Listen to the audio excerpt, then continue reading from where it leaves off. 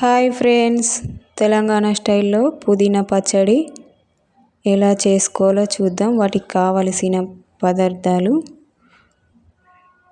ముందుగా స్టవ్ వెలిగించుకొని కడాయి పెట్టుకోవాలి. కొద్దిగా పల్లీలు వేయించుకోవాలి. గ్యాస్ సిమ్లో పెట్టాలి, లేదంటే మాడిపోతాయి. ఇలా మంచిగా వేగిన తర్వాత తీసి పక్కన పెట్టుకోవాలి. అదే కడాయిలో ఆయిల్ వేసుకొని వేడైన తర్వాత మధ్యలో కట్ చేసుకున్న పచ్చిమిర్చి వేసుకోవాలి. వేసుకున్న తర్వాత ఇలా గోలించుకోవాలి. ఈ కలర్ వచ్చేంత వరకు గోలించుకొని తీసి పక్కన పెట్టాలి. అదే కడాయిలో పుదీనా వేసుకోవాలి. పుదీనా వేసుకున్న తర్వాత నీళ్ళు లేకుండా చూసుకోవాలి. ఇలా నీళ్ళు మొత్తం ఇనికేలాగా ఉడికించుకోవాలి. ఉడికిన తర్వాత అదే కడాయిలో ఇంకాస్త ఆయిల్ వేసుకోవాలి. వేడైన తర్వాత మధ్యలో కట్ చేసిన టమాటా ముక్కలు వేసుకోవాలి. కొంచెం అటు ఇటు కలపాలి, లేదంటే మాడిపోతాయి. కాస్త ఉప్పు వేసుకోవాలి.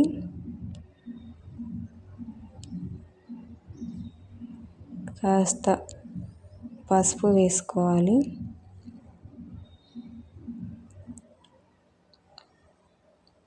కలుపుకోవాలి వాటికి కలిసేలాగా.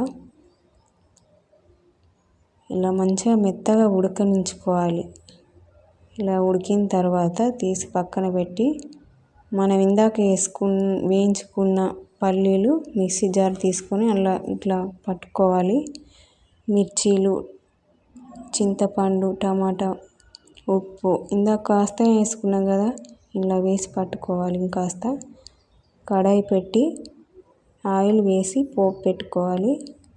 కాస్త మెంతులు, కాస్త ఆవాలు,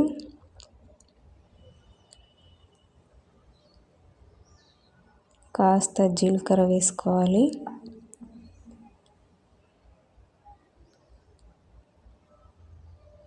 కొంచెం శనగపప్పు, కొంచెం మినపప్పు, ఇంకొంచెం వేసుకుంటున్నానండి. కొన్ని ఎండిన మిర్చీలు వేసుకోవాలి. నేను 4 తీసుకున్నాను.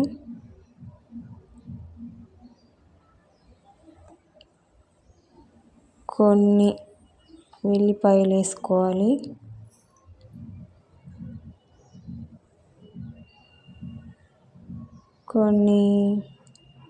కొంచెం కరివేపాకు వేసుకోవాలి.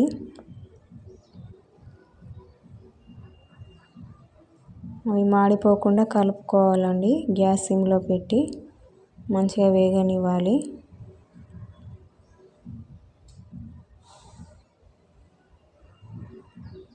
ఇలా వేయించుకోవాలి.